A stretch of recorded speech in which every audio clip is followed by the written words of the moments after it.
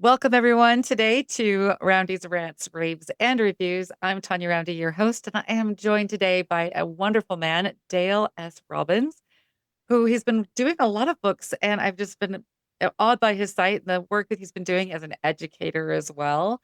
I appreciate his work that he's been doing with youth, but he's got a new book coming out for young adults, especially in the LDS genre.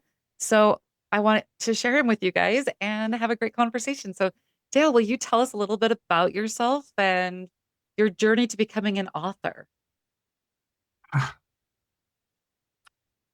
I am a proverbial child of a broken home. I went to 12 different schools before I graduated from high school. I had about that many different family settings. My thing is, the best thing I can say about any of that is I was in Christian homes the entire time, none of them LDS. My aunt, who was one of my primary caregivers for my first 9 years, was a devout Southern Baptist. Wow. In between there, though, my dad, who had been out of the picture, reemerged with a new wife who was a devout Seventh-day Adventist. Oh, wow. And so for 4 years, I went from being a devout Southern Baptist to being a devout Seventh-day Adventist. And I Uh-huh. love our Adventist friends. To be quite honest, our Adventist friends, other than ourselves, very few religions do a good job teaching their youth what their doctrine is. And our Hmm. Adventist friends do a very good job. Yeah. In fact, they did such a great job on me that when that marriage ended and I went back to live with the devout Seventh-day Adventist, devout Southern Baptist, I had a lot of difficulty because I clearly was going to church on the wrong day of the week. Right. I mean, for 4 years, they've been indoctrinated. We are different. We're special. We understand the fourth commandment, and the rest Right. of the Christian world doesn't get it. And I had struggled with it for several years. Hmm. And then 10th grade, 9th or 10th grade, I was in a Sunday school class, Southern Baptist Sunday school class. And the teacher was this really cool lady. I mean, she was just one of these cool people who could identify with teens. And Hmm. she got them excited and she could talk to them. And she taught us the book of Revelations. Scared the hell out of me. The very next Sunday, I was down the front of the church because clearly she said, if you do not make your profession of faith before a man, the Lord will not recognize you as coming, and you're gonna miss the rapture, which is another whole A story. whole other thing. Yeah. And so I joined was baptized as a Southern Baptist, and then went away to my mother for a couple of years, and we were basically unchurched. We didn't go to any church. I mean, but that's when teen years kicked in. I started dating, and so I started attending the church of whatever girl I was dating, Hmm. and the two options there were Baptist and Nazarene. Then I went away to college, the United Church of Christ College in North Carolina, and attended our chapels there, and started dating a good Lutheran girl. But in the meantime, there, I had a really breakup with a good Lutheran girl, and I went to Myrtle Beach, South Carolina on spring break, and I sat there in the sand, soaking up sand and pondering life, and it came to me just out of the blue.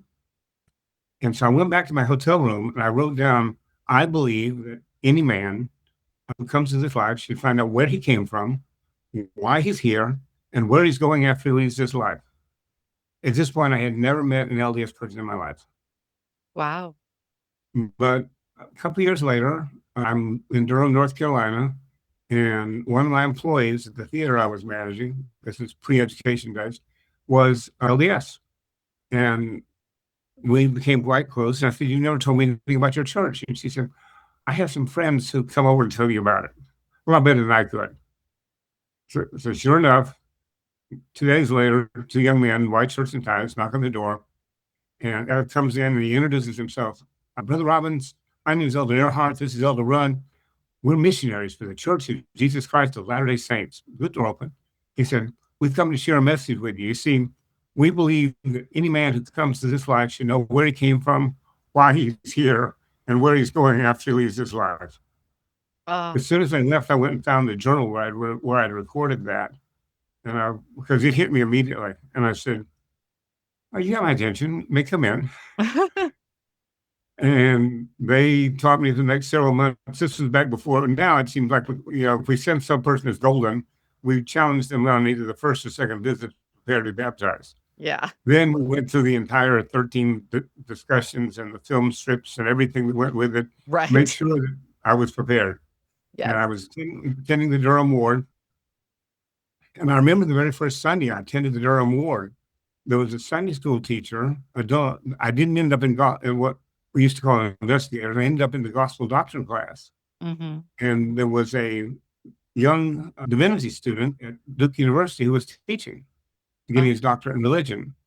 And I was amazed. I was blown away because he wasn't just quoting old scriptures and saying, and this is what he was actually relating it to us where we were living and going, Mm-hmm. wow, I've never heard anything like this. And it was just phenomenal listening to him speak. And I have followed him through his career. He's passed away now.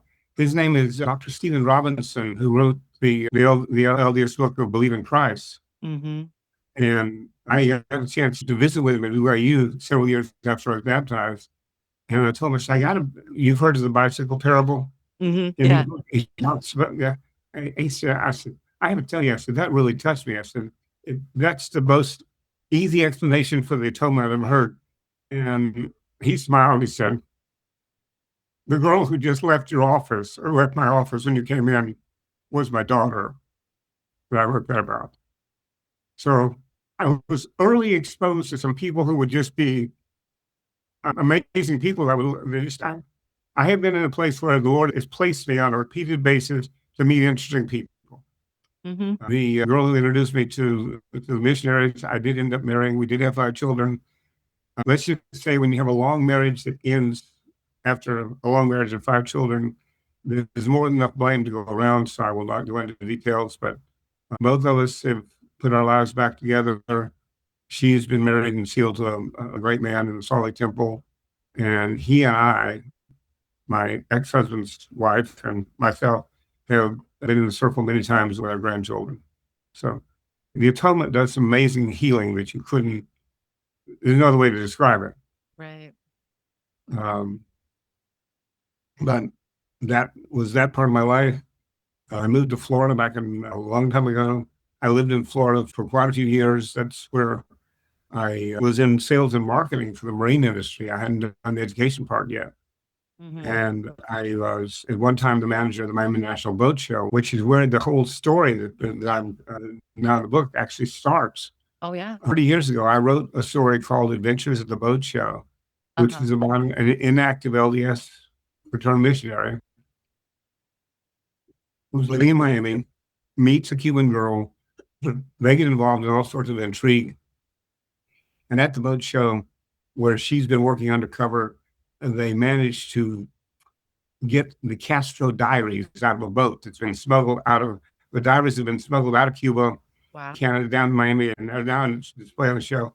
She's got them.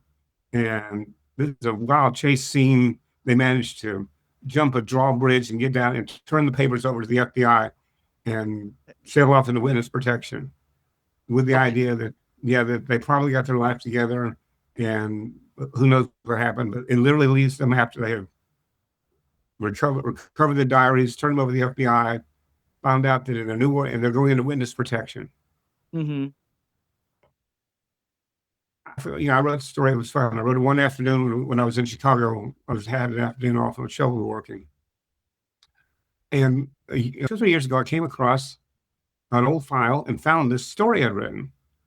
And I said, what happened after they went into witness protection? Mm-hmm. So I moved them ahead 30 years later. And I have their now teenage son who's been the man in the story actually then does indeed obviously come back in church again. He'd been a bishop. His mother was a professional do-gooder mom who was always involved in everything. His father's a college professor. They live in a small town in Salisbury, North Carolina. And the kid's like, we have a good life, but could anything be more boring? And could any parents be more boring than what my parents are?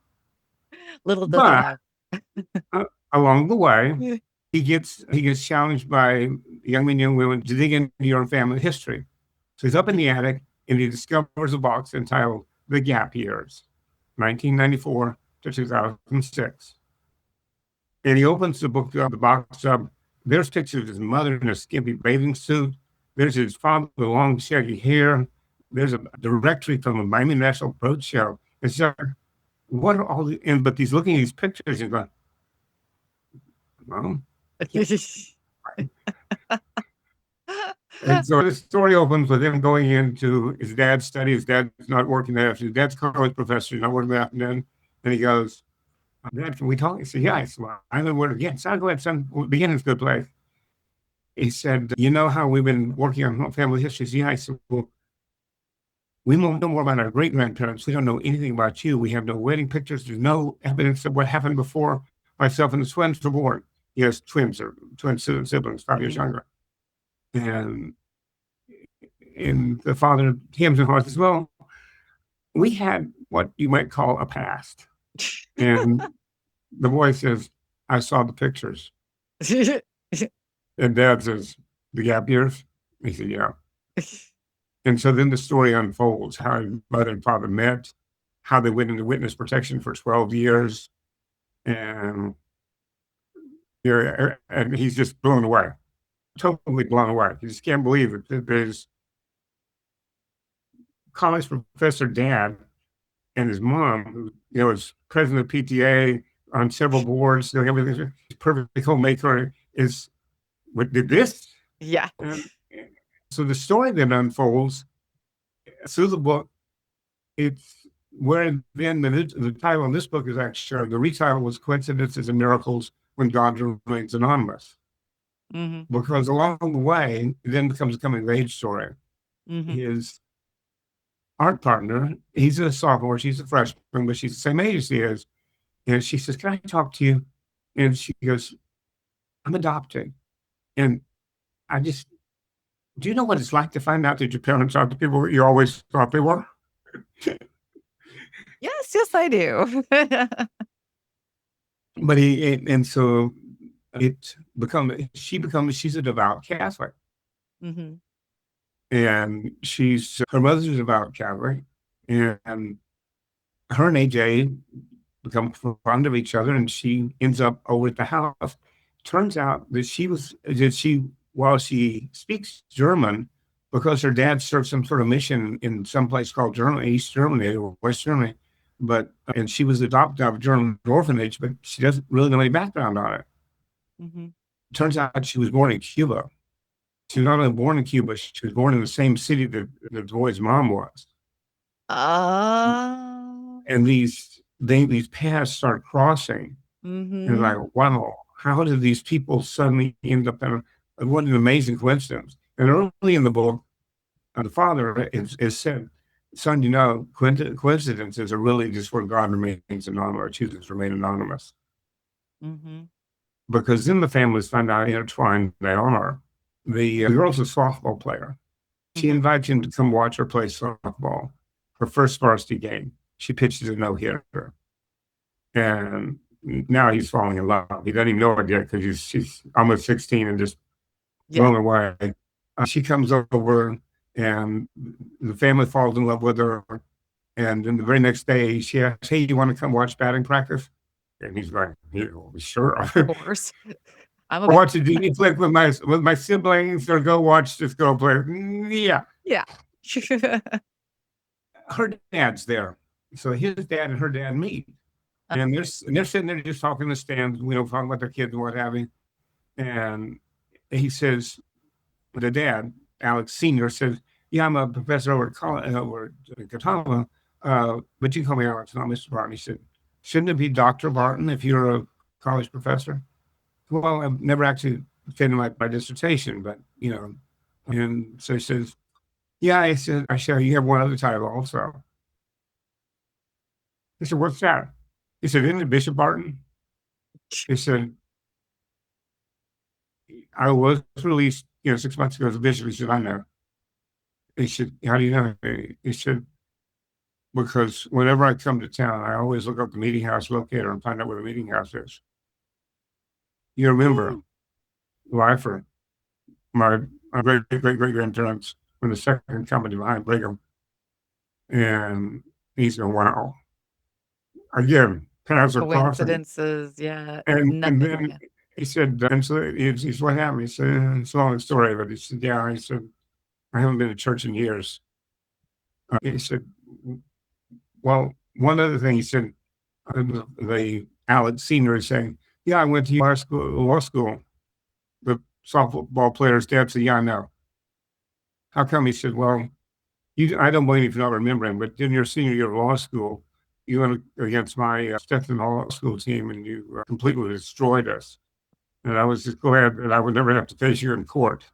So now the two dads of the two children who are getting ready to attract each other have their paths have crossed before.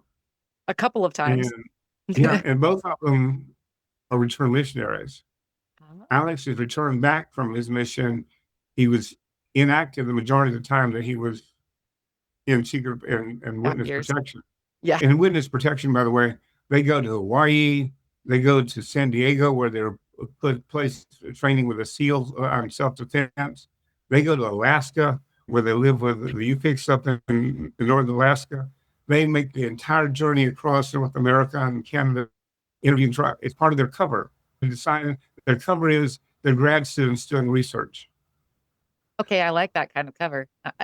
I'll go undercover for that.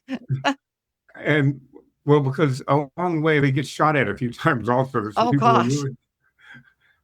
Well, because the Castro diaries reveal not only that some rogue CIA agents were involved with the Kennedy assassination, but they also tied Castro to the Cuban drug trafficking and to the mafia families that were supporting it. So they're being hunted by a lot of people. They're being hunted by people who would just as soon, they have a vendetta. They don't like what these people have done to them. And so part of their thing is they're traveling around, not staying put very long, and they cross into Mexico after several years. They cross into Mexico, and they convince their people, could we have a week off? We've been on the road, and the government ends up putting them up in this incredible place called LeBlanc, which is this all-you-can-eat, all-inclusive hotel on the Cancun Strip. And they're still not active. Neither one of them active in their faith, and so they enjoy the week that they're there. And when they get ready to leave, one of the bellmen has really been watching them closely, and he asked him point blank, and they're undercover. They have different names. And he goes, Alex Martin, is that you? And it turns out that it's a returned missionary who served with him when he was in Paraguay, who's actually returned back to Mexico and is now working with his family. And by family, I'm not referring to they're not harvesting. Yeah. And they are nearly ambushed and really have to just, literally the Mexican National Guard arrives and rescues them at the last minute.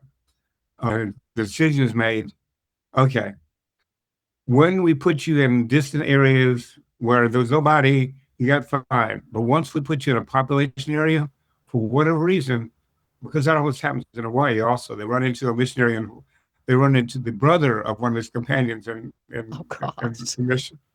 Darn those LDS people. Yeah, they're the person who's handling the cover for him, who's their contact with witness protection, says, how many missionaries were there and why do you keep finding them? Why are they there? Yeah. And so they make a decision, we've got to get you out of here. We got to take parts where, and so this, and by the way, all along this is happening, the way it interspiced between something happening with him and Judy, she's growing closer to him, he's growing closer to her. She's going to end up going to seminary, find out what's going on with his church. She finds out that her dad is a returned missionary, and the only reason that he's not ever practiced his faith is because when he married her mother, he had to promise to raise any children, even if he didn't convert. He had to promise to raise any children as Catholics. So there's a lot of the aspects written in this story about the way missionary work should work. It should be the aspect that you meet people where they are, and you don't immediately say, "Hey, you need to come back to church." You just meet them there. So it'll go back and forth. There'll be a chapter where the boy will listen to his parents, and he just goes, "I can't believe this." Yeah. In Hawaii, they end up meeting a very old woman whose grandmother was a very old woman, who's passed on a story to her about a young white boy who came to the islands when he was only 16 years old and started teaching. Uh-huh. Smith. So Yep. they meet someone who's actually had ties to, along the way. I mean, the church history is just woven throughout the story where they run That's into so each other. that is cool. In, as I said, and sometimes it's good, sometimes it's bad. They run into missionaries who want to do damage to them. Right. But so they decide we're going to put you on. We're still going to let you go look for indigenous people and how the effect of Western religion has had on their cultures. Mhm. And so the boy says, "Well, where'd you go?" He said, "The islands of the sea." So they go to Tonga, Ah, and on Tonga, church history is written into it where they've done Tonga is 66% LDS. yes. It's a predominantly LDS country. Yeah. And from Tonga, then they go to Australia. Mhm. In Australia, they travel the outback and they run into LDS communities all over the place, and they actually run into some real people who were LDS and had been there since. And it's well written church history because it actually documents when they actually first got there. It's all part of their research is finding out how this all worked. Mhm. And the boy keeps asking, "Well, when did you decide to come back to church? You know, you go to temple grounds, you walk around, you talk about the church, but you're still not active. When did you decide to come back?" And I was like, "Okay, well, that's the rest of the story." We end up in New Zealand, the end of the earth. Mhm. And in New Zealand, they run into, I bring a real life person into the story. Mhm. And I have his permission. He's okay with it. In fact, he actually wrote the review on the book. That's Um, awesome. Charlie Rudd Uh-huh. was the missionary who taught and confirmed him over the church. And I saw him literally in New Zealand, which is where the story comes, where I got the ideas for this part of the story, when he was presiding over the MTC in New Zealand. Oh, wow. He's also presided over the Hamilton LDS mission there Mhm. as someone of a legacy because his father was a missionary there and assistant to the president of Matthew Cowley. Wow. And so I weave in some of the stories that they learned while they were interviewing the Maoris, because there's definitely a group of local people who've been influenced by the church. Absolutely. And I weave in some of the stories that the Maoris still tell to this day. When Matthew Cowley raised someone, was there when someone was raised from the dead. When Matthew Cowley blesses a boy that's blind, his parents said, "We've never got around to giving him a name." And they give the kid and go, "Oh, President Cowley, when we give him a name of blessing, when you give him his sight, also he was born blind." And that's a true story. They tell that story to this day. Mhm. Charlie then takes this young couple on a tour of Hamilton and shows them the place and goes, and there's the place where the boy who had his sight restored, he lived to be an old man. He said, "I saw him when I was a child because my father was presiding over this mission." And so Charlie was actually giving this young couple in the story a tour that I actually went on. Charlie's actually took me on that very tour. That's so So cool. it's very, very, and it's there that Mom Carmen on one quiet afternoon, because by that time, her husband, part of their cover then is he's actually teaching at a university in Hamilton. Mhm. And she goes to the temple grounds and pours out her heart and has the revelatory experience. Yeah, you know what you're supposed to do. Mhm. And sure enough, well, then they have the problem, though, that since they've been undercover, even though they've been sort of attending but not really active, they have to go tell the bishop who they really are. And they have to go get government people. Fortunately, the church has a lot of connections with government people Yeah. who unfold this story. She joins the church, and they come and they decide they're coming back to Salisbury, North Carolina. Well, before they come, the reason they end up in Salisbury is that they're looking for a place where a small American city where there really probably wouldn't be any major people that would be close to a major airport where he could teach. Because by this time, he wants to be a college professor. Right. And they have done enough work that they've actually compiled 2 or 3 different books during their travels, one of which is going to be a PhD dissertation. And Right. so he will eventually get his doctorate. But so they float the idea of where to go. It turns out that he, the dad, had actually in one of his pillar and post lives, his life. I mean, I will admit he's my Walter Mitty. I love it. Had gone to school in Salisbury, and he remembered Catawba College. Hmm. So their handler at Witness Protection reaches out to Catawba College and is surprised to find that the chairman of the history department is a former agent of Federal Protection, someone that she had worked with closely before. Oh, wow. Again, no coincidences. No coincidence. And he's able to take this person who only has a master's degree with unpublished dissertation to the president of the college and go, I know this background. His dissertation, his work will stand in his dissertation. We need to go ahead and hire him. Hmm. And so he gets hired as a college professor then. And they settled in. They start having children. They have AJ. AJ meets a lot of interesting people along the way. He meets a Vietnamese woman that's a widow in the war that they go over and do service project work for. And she explains how she joined the church. And the boy's going, Dad, why are there so many ways for people to join the church? You were a returned missionary who went inactive. Mom wasn't even a member, but you're active now. Sister Jenkins was in Vietnam. Her and her husband joined the church when he's old. And she said, and son, he was 45. That's ancient, didn't we know? Yeah. And so it just keeps weaving together. These people's lives are intertwined with each other. All these amazing coincidences. And needless to say, at the end of the day, the boy and girl are going to end up having their first date together when they turn 16. She's going to join the church. Her mother's going to join the church. Her father's going to come back into activity as a result of what I consider the fellowshipping and the way that you should. It should happen organically. It's not something like you should immediately go, oh, you need to repent and come back to church. No, you just meet them where they are. Yep. Just love them. Yeah. And I apologize. I don't know if you wanted the narrative of the entire book, but that's where the story weaves into. I think it's a great teaser for me because now I'm going, I need to read this book myself. I want to know how it all comes together and does. And I'm excited to read this. And so in preparing myself for Mark, I've done at least the research on it, and I've had Chad help me do some more research. I need to reach an LDS teen youth audience. I'm not going to reach them on Facebook. The only person that has a Facebook under the age of 40 is a kid who is someone who wants to show it to the parents, to their grandparents, right? Or the parents will find it there and get it to their kids. Maybe, hopefully, cross our fingers. Yeah, right? but yeah, even LDS kids, TikTok is the way. It's TikTok. Yeah. Yep.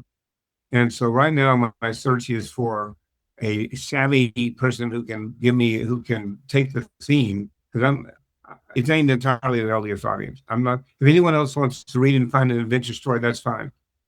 But it's definitely an LDS target. Yeah. It's an LDS target audience.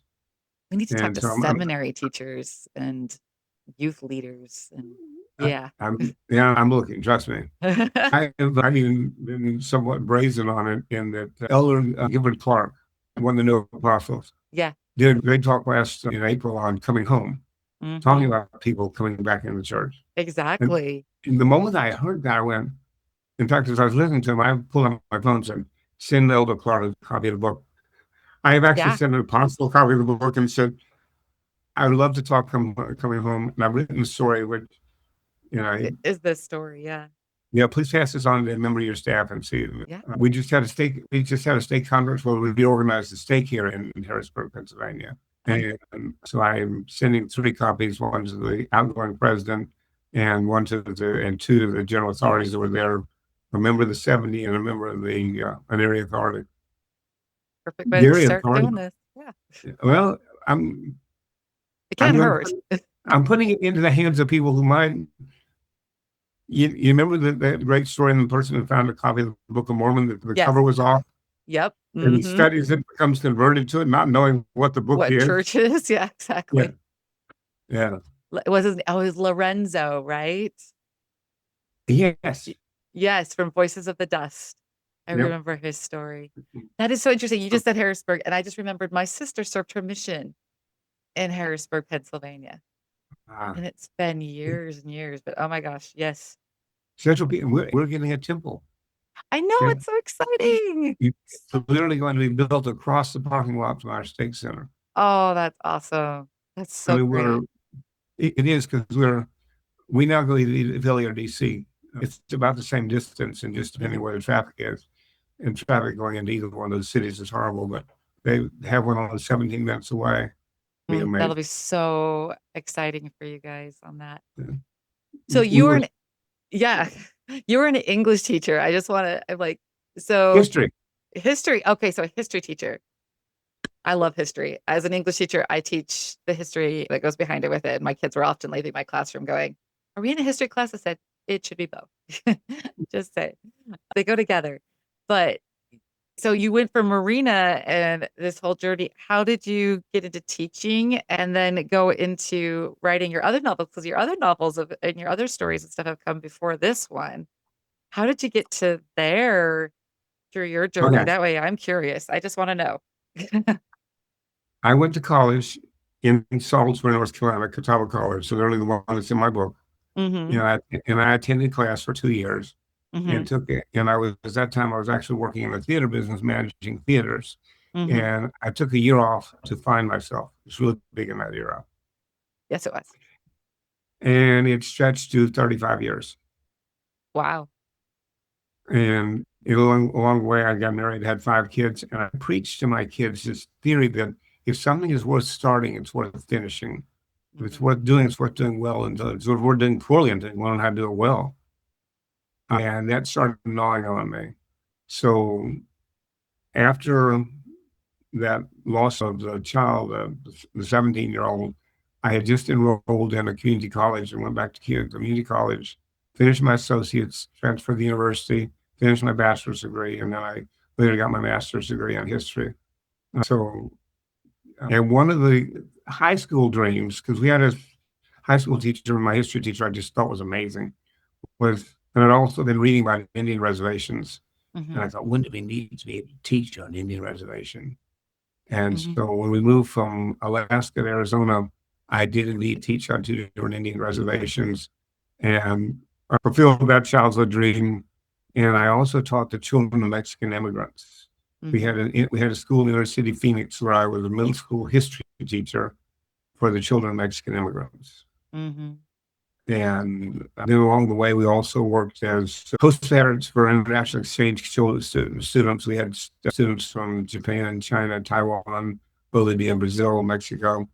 We hosted them in high school areas. And along the way, we were teaching parents at a group home for troubled kids in Alaska. And for the past 5 years, we've been in Hershey, Pennsylvania, where in addition to writing the books, we are house parents for 12 teenage boys. We, I'm the de facto dad for 12 high school age boys. Wow. How Yeah. that is incredible that you are just sharing your love and knowledge continually, and it's just that's And so while awesome. I'm not in a classroom setting right now, I am teaching every single day. I mean, Mm-hmm. sometimes it's really one-on-one, like, okay, kids, no, you can't wear that out of the house. Yeah. But uh, if you've not heard of Milton Hershey School, I'll put a brief plug in. Milton Hershey School is the most unique private school in America. Mm-hmm. Milton and Catherine Hershey, the founders of the Hershey Chocolate Company, back in 1909, figured they couldn't have children. So Mm-hmm. they left their fortune to start a school. And so now, 16 years later, we're all the recipients of it. There's 2,500 kids here, ages from 4 to seniors in high school. They all live in student homes. We don't have dorms. Well, we have dorms for our 12th graders, but our K through 11th grade live in student homes, and usually an average of 10 to 12 kids per home with house parents such as my wife and myself. Mm-hmm. And it is tuition free. The kids, once they qualify here, have all their expenses met from the entire time they're here, including their clothing, their shelter, their medical. It's all, yeah, it's an amazing place. That is incredible. And you get to be a part of that. That is awesome too. It is incredible to see the growth that we have. Mhm. I had an interview as a member of the state presidency for a timber recommend. And of course, the question is asked, do you keep the Sabbath? Well, I'm working about at least 2 Sundays out of every month. And I Yeah, said, it's hard, yeah. President, I said, you know what I do for a living here, where I work? I said, yeah, I attend a church every Sunday, but sometimes it's our chapel service, which is a far stretch from where we have. And Yeah. I said, but I try my best to remember the Sabbath and to keep the Sabbath. And he looked at me and said, Brother Robbins, you're doing the Lord's work. And when you're doing the Lord's work, you're keeping the Sabbath. I went, okay. Mhm. I was gonna say, that seems like a very big, like, mission opportunity. It's like you're serving a mission here at this point. A lot of our parents, and we do have a smattering of it. There's probably at least another 7 couples here that are LDS. Mhm. And one of our high ups who's in charge of training and development and a bunch of other things is LDS as well. So we have an LDS presence in this evangelical keyword Evangelical, evangelical yeah. part of the world. Yeah. So Well, you couldn't ask for better types of people to be parents to these kids in these situations and help them to grow, so, you know, I'll say so. we try on the subject of bearing testimony. I paraphrase Albert Schweitzer. Albert Schweitzer once said that you should preach a sermon daily, if necessary, use words. I feel that same way about our testimony, is we should be bearing our testimony daily, but we seldom will really have to use words if we're doing what we're supposed to do. So Absolutely, our lives should be our testimony in the way we act and behave, and mm, hopefully that's what's going on, and, but again, meeting people where we are because we're all on our own journey and doing our best, so you hopefully. you did ask about some of the other Yes, yes, so the, other work, yeah. I read a book called Malchus, which happened because one of those Sundays I was in church, a sister who was giving the talk and told the story about Christ's last miracle Yeah, when he heals the ear of the person has been severed, Peter. And she said, I wonder whatever happened to him afterwards. and there's the And book. yep. And so I reached out to a BYU professor friend that I have and said, are there any legends about Malchus? He's only mentioned in John. He's mentioned in all four gospel, but named only in John. I Only said, any once. reference, and most of the early saints is a magnificent amount of legends of what happened to them after they joined the church. There's Mhm. not a Malchus, none. So I was free Mm, to create the story of Malchus. nice. And I enjoyed writing that one as well. I decided they need a unique background. So I had his father being a Roman centurion who was stationed in Jerusalem, who falls in love with a Jewish girl. And he Oh. gets permission from dad to marry a girl, providing that any offspring is raised as a Jew. Uh, And he gets the blessing of the Sanhedrin because at that time Caiaphas was head of the temple, and Caiaphas thought have an one of our in. own, yeah, we'd have it in with a Roman centurion who happens to be the son of a Roman senator. Yes, I will give my blessings It on sounds like you. a Caiaphas thing to do for sure, yeah. Yes. Yeah. And that one, I try to be historically accurate. I matched all the times, the Roman emperors all back together. And so in that case, Malchus, as you introduced him to him, is an 80-some-year-old man Mhm, who is talking to his 10-year-old grandson, telling him about how they're living in Ephesus, mhm, and that's where people worship Diana. And there's even in the biblical times, there was this conflict between the Christians and the goldsmiths, blah, blah. And so that's all written into the story. And Malchus just relates to his grandson, how he became a Christian, how his mother and father met along the way. I place him in some interesting places. Malchus is actually charged with going with Saul hmm, to Damascus. And so he's there when Saul becomes Paul. mm, And it's later the Apostle Paul who directs him to go to Ephesus. And yeah, that was a fun story.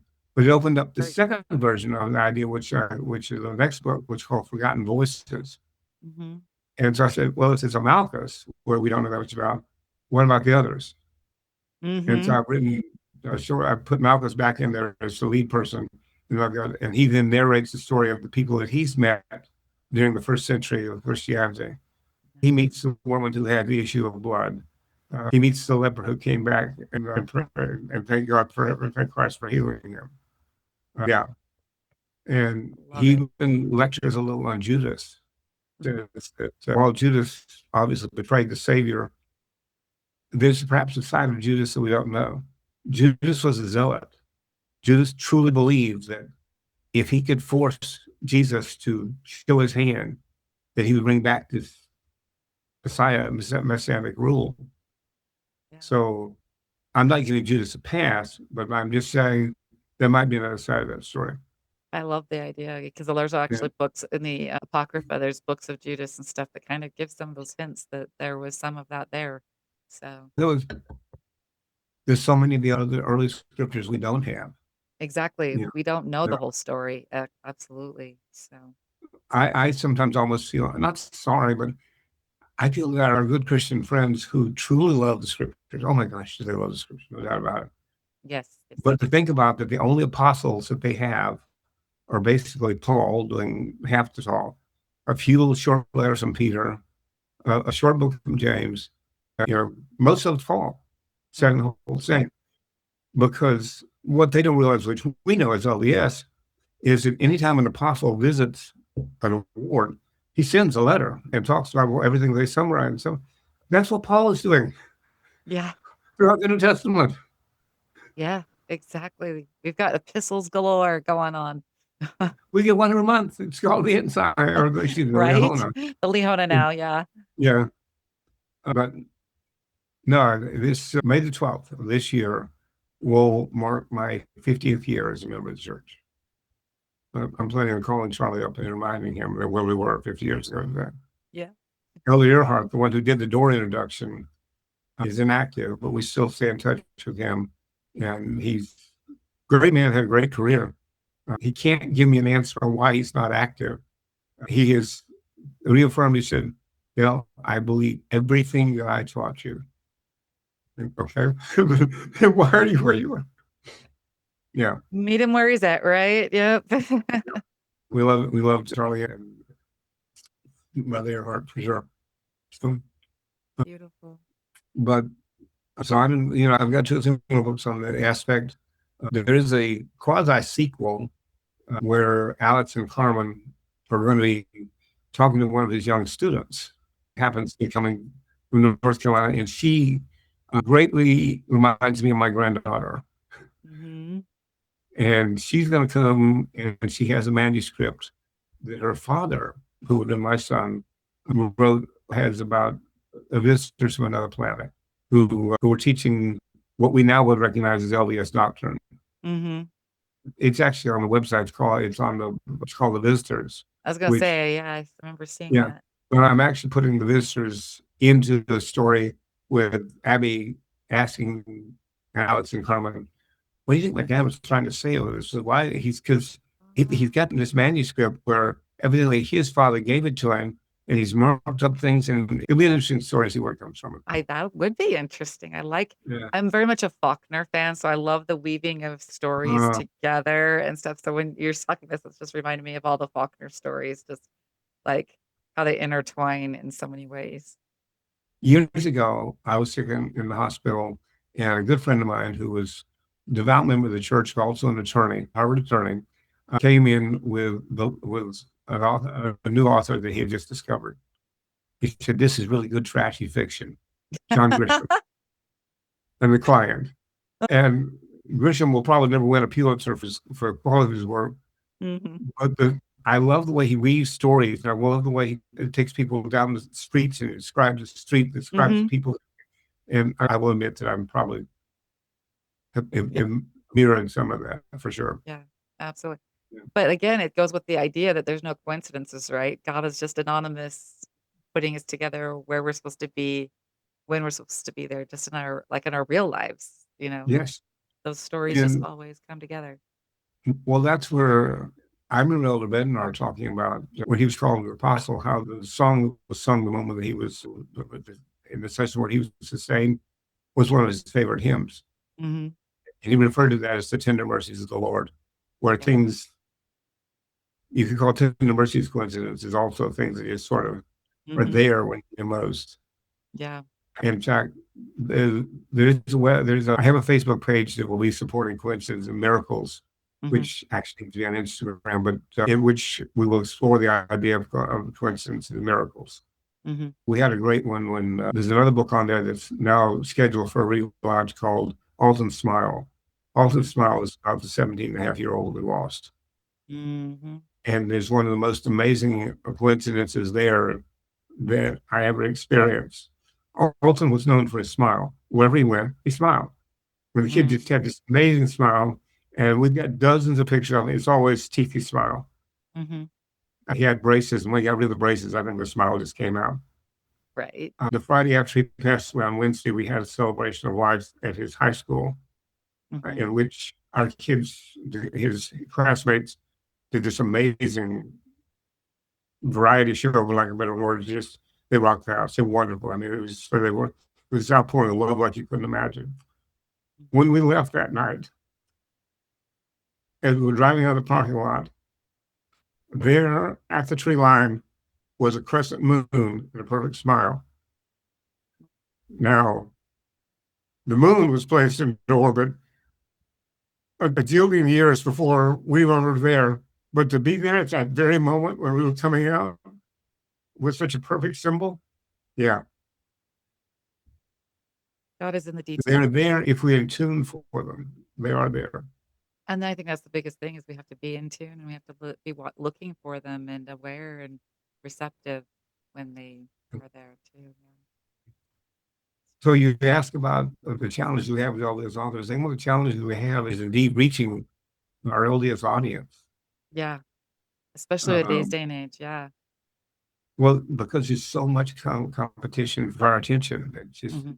a constant barrage. Yeah. I don't know that I don't know that I felt real opposition from it. I think what really surprised me is finding out that some of our friends who even really like us and go really respect your values, what have you, have some concerns about us. Yeah. And I think the It's best hard. we can do is just continue to live Christ-like lives. Again, if we live our example, then that's all we can do and it'll get I know with my book, it's been I've just been every time I go to a book event or a fair, I'm like, okay, whoever I'm supposed to reach, I reach them. And I haven't sold a ton of books over the last couple of years, but I feel like who's supposed to have gotten them is where they've been getting to. And if that's what I'm supposed to do, then that's what I do. And I'm having a hard time getting on TikTok. I've gone on there a couple of times and I just don't understand how to do that there. So I hope you have much better luck because your audience is definitely there. Mine is definitely a little bit older, so I'm not as stressed about mine. But that is either it's just it's If, such a if, different world out there. well, if you run into a savvy 17 to 21-year-old, because it's amazing what these kids produce. They can, and it's incredible. And I'm like, how do you do that? Because I'm like, I can push record and I can push and I can do some editing, but I can't do that stuff. Very It's true. yeah. We got to remember, I'm surrounded by a teenage audience entirely. Um, Exactly. All the time. Yeah. I watch them. I mean, the high school girl is a softball player, Mhm. and she came out of the fact that one of my boys was actually dating a girl on the softball team. Mhm. No, other than that, there's no similarity. But that's like, where would a high school boy get invited to go watch a girl play? Softball. Softball or volleyball. One of the two. Yeah, Yeah. Yeah. yeah. Not soccer Um, usually. well, we have girls field hockey here. This is we true. have You are east. Yeah. That would be an interesting. yeah. No, but becoming a writer is just one of those things that just it's all around us. Mm, Um, I actually got challenged recently to go back to a book, a short story I wrote years ago, which deals with growing up in the deep South in Birmingham, Alabama, during the integration era. mhm, And so a young senior in high school, white boy, has two black friends mhm. who insist on calling him white boy. And, Right? and it's a good story. It was another development story where he finds out that yeah, his own faith didn't allow for in the South at that time. It was really In fact, parts of the South still is. I say still very much is that way Yeah. sometimes. Yeah. Yeah. So, Well, I'm but excited to see your work coming out and doing. It sounds incredible. Have you joined LDS PMA? LDS, obviously not. I don't think I. Okay, so LDS PMA is an LDS Publishing Media and Arts Okay. organization. And we have there's a Facebook community group there that could help you. I'll send you some links and Like, things to join them. Yes, absolutely. And then there's another LDS authors group and stuff like this. But they hold a conference and stuff every year too and stuff in there. They've got great ways for marketing and helping get people out and stuff. Plus they can network and stuff and you can network with them and maybe we can help get the word out there as well. There's a lot of teachers and people in there too. And so that might help as well. yes, please send me the links. And do you read or do you listen? How do I you? read, I listen, I do it all, and I love it. So I'm excited I'm gonna start pulling your books because Okay, I will be more than happy to send you an author's copy if you would like. oh, I love that. Oh, yes, absolutely. And then I can share it. I've got not quite teenage girls, but I have teenage-ish cousins and stuff, so I can help as well that way and see But what I can yeah, I do. will send me your mailing address in there. We'll do that for sure. I'll get that.